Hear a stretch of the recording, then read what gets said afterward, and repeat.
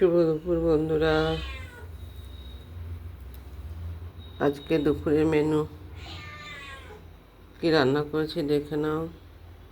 ভাত হয়েছে, পটল ভাজা, শশার তরকারি বড়ি দিয়ে, আর আমের চাটনি।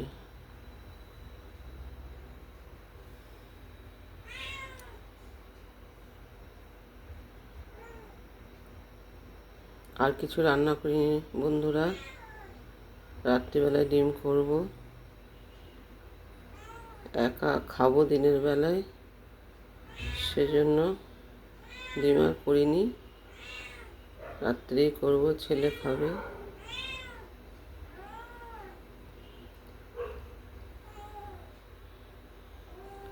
ঠিক আছে বন্ধুরা,